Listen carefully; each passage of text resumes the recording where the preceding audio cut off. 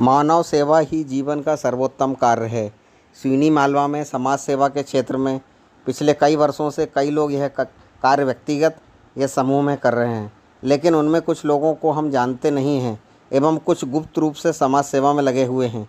इसी क्रम में reliable social welfare society BHRC group ने पहले हॉस्पिटल शुरू करने के बाद एक पत्रकार वार्ता रखी।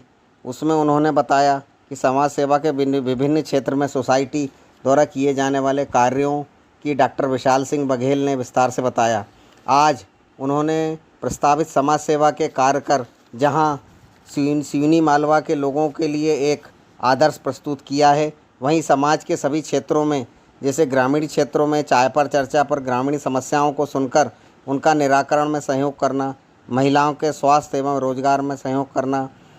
ग्रामों में सबसे बड़ी समस्या अवैध शराब की बिक्री है, जो देश का भविष्य युवाओं को दीमक की तरह खा रहा है, जीवन बर्बाद कर रहा है। अतः अवैध शराब बिक्री पर रोक लगाना चाहिए, युवाओं को नशे की आदत से मुक्त करना, ग्रामीण क्षेत्रों में निःशुल्क स्वास्थ्य शिविर लगाना, होली मिलन समारोह द्वारा संस्कृति संस्कार द्वारा एकता में रखना। कुल मिलाकर इस संस्था द्वारा किए जा रहे प्रयास से सिवनी मालवा को एक नई दिशा एवं ऊर्जा मिल रही है। आशा करते हैं समाज सेवा के क्षेत्र में जुड़े समाजसेवी इस संस्था के साथ मिलकर युवा पीढ़ी को सही दिशा देने में अपना योगदान देंगे। जा रहा है कि शराब पैसा क्या वाकई में चुनाव पर असर डालता है। तो दोस्तों, अभी तक जो रिजल्ट हमारे पास में आया है वो आपको बता दे रहा हूँ कि मुझे दुख किस बात का हुआ। वर्तमान में जो निष्कर्ष मिले, लोकसभा चुनाव में 0.9% मतलब लगभग 1% के तहत यह प्रभाव डालता है। विधानसभा चुनाव में लगभग 2.8% मतलब लगभग 3% के तहत यह प्रभाव डालता है। परंतु छोटे चुनाव में जैसे जनपद, जिला पंचायत, नगर पालिका में यह 40% तक का प्रभाव डालता है।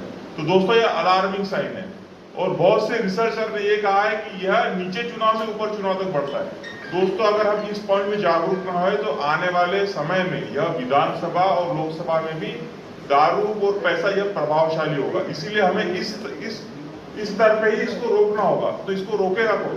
तो दोस्तों, स्टडी में और पाया गया कि इसको रोकने वाला सबसे प्रथम व्यक्ति कौन है? सबसे प्रथम व्यक्ति है मातृशक्ति, घर की महिलाएं। घर की महिलाएं जागरूक होकर इसको रोक सकती है। इन लोगों को जागरूक होकर घर में अगर किसी तरह से प्रलोभन आता है, दारू आदि शराब आदि, तो खुल के विरोध करना है। आपके समूह रहते हैं, आप संगठित होती हो, महिलाओं के अलग अलग गुट बनते हैं, आपस में चर्चा, तब आपको रोकना है। दूसरे रोकने वाले व्यक्ति है हमारे वरिष्ठगण। वरिष्ठगण से मेरा निवेदन है, जो पेंशनधारी लोगों का ग्रुप है, जो वरिष्ठ नागरिक संघ है, इन सभी लोगों को समाज के अन्य लोगों को मार्गदर्शन करके इन सब चीजों से रोकना है।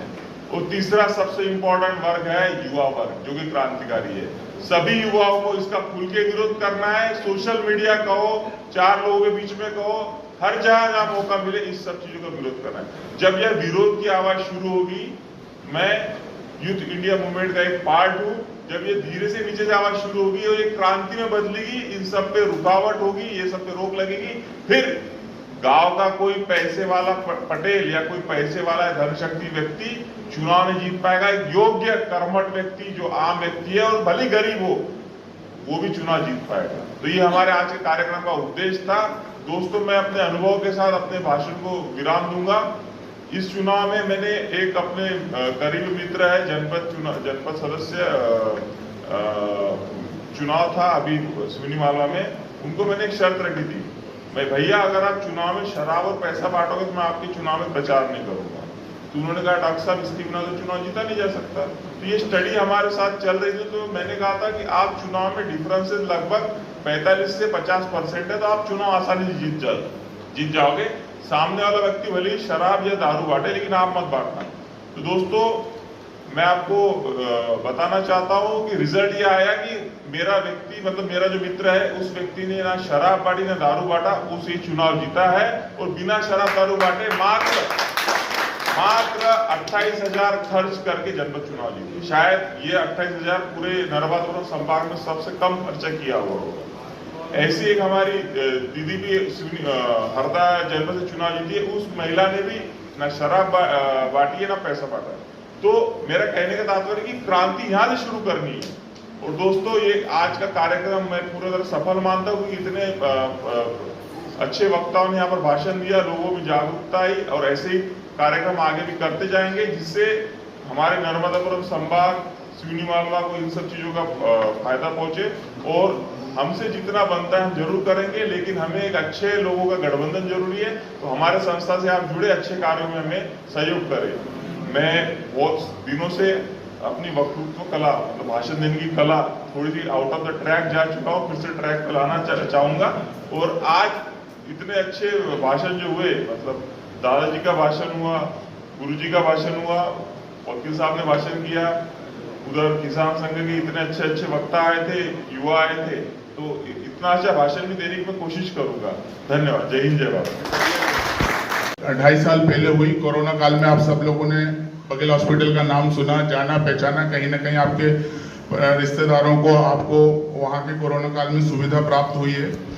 साथ ही BHRC ग्रुप द्वितीय चरण में सिवनी मालवा में आया। साथ में सर का मुझे सानिध्य मिला और सर के साथ मिलकर हमने BHRC polyclinic and sonography centre Seoni Malwa का शुभारंभ किया। आप सब लोगों का बहुत अच्छा सहयोग हमें मिल रहा है। सिवनी मालवा में जिन सुविधाओं की कमी थी उसको हम कुछ हद तक पूरा करने के प्रयास में लगे हुए हैं। हम कितना सफल हुए ये सब आप बता सकते हैं।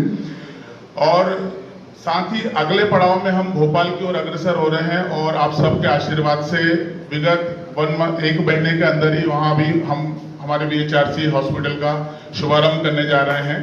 तो आप सबका सहयोग, आशीर्वाद हमारे साथ बना रहे।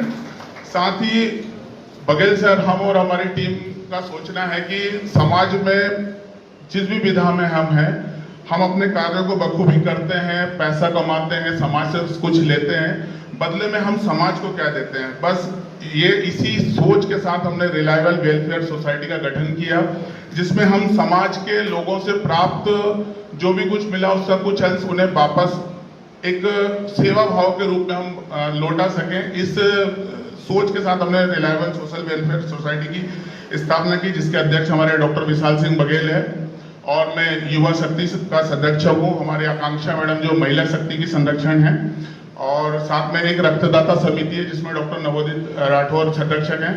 इस समिति के अपने अपने कार्य हैं, जैसे डॉक्टर आकांक्षा बघेल हमारे डॉक्टर विशाल सिंह बघेल जी की धर्मपत्नी हैं, वो महिला शक्ति की संरक्षक हैं।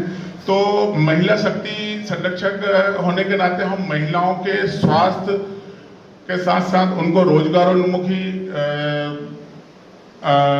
परिचय कराना, रोजगार से संबंधित जानकारी देना, साथ ही आने वाले समय में जैसे प्रेगनेंसी के समय में अभी हमने एक कार्यक्रम किया था जो गांव की सभी आशा कार्यकर्ता और आंगनवाड़ी कार्यकर्ताओं को प्रेगनेंसी में महिलाओं को किन किन सावधानियों की आवश्यकता होती है, किस तरह से खान पान की आवश्यकता होती है, उसके लिए मैडम का एक लेक्चर हुआ था। तो समय समय पे हम इस चीज़ के लिए भी प्रशिक्षित करते हैं। साथ ही हमारी एक ग्रामीण इकाई भी बनाई गई है जिसमें विष्णु राजपूत जी जो है बेरखेड़ी से ग्रामीण इकाई के संरक्षक हैं। गांव में हमारी समिति गांव स्वच्छता, गांव साक्षरता और गांव के अन्य रोजगारोन्मुखी कार्य, गांव के विकास कार्यों के लिए गांव-गांव जाकर समिति अपने कार्य कर रही है, चाहे वृक्षारोपण हो, पर्यावरण संरक्षण हो, इन चीजों के कार्यों को करती है।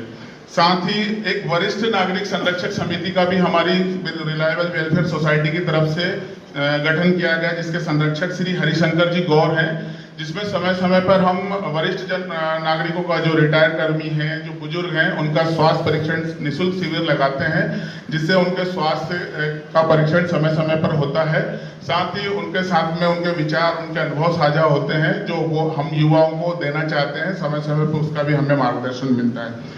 साथ ही रक्तदाता समिति बनाई गई जिसके डॉक्टर नवोदित सर संरक्षक हैं। एक समिति ऐसी है जिनमें हमारे पास में सभी ब्लड ग्रुप का एक रजिस्टर मेंटेन किया है, जिसमें जब कभी भी किसी भी आपात स्थिति में किसी को रक्त की आवश्यकता होती है, उस समिति से संपर्क करके उस रक्त की उपलब्धता के लिए हम प्रतिबद्ध हैं, उसके लिए हम उस कार्य को कर रहे हैं। साथ ही साथ हम युवा शक्ति संरक्षक में युवाओं को नशा मुक्ति, रोजगार उन्मुखी कार्यों के लिए प्रेरित करते हैं। जो युवा 12वीं कक्षा के बाद में या कॉलेज पास करने के बाद में अपने रोजगार को प्राप्त नहीं कर पाते हैं या उनको जानकारी या अभाव रहता है, उनको भी इस चीज़ का हम मार्गदर्शन समय समय पे करते हैं। गांव में चाय पे चर्चा भी एक कार्यक्रम हम ग्रामीण इकाई के माध्यम से करते हैं, जिसमें गांव की मुख्य समस्याओं को वहाँ के युवाओं के द्वारा, बुजुर्गों के द्वारा उठाया जाता है, महिलाओं के द्वारा उठाया जाता है। उसमें हम हमारा जो भी सहयोग होता है वो हम देते हैं। 2-3 बार अभी जो चुनाव के पहले हमारी चाय पे चर्चा कार्यक्रम हुआ, उसमें एक विषय बहुत तेजी से उभर कर आ रहा है, वो है गांव में अवैध शराब बिक्री।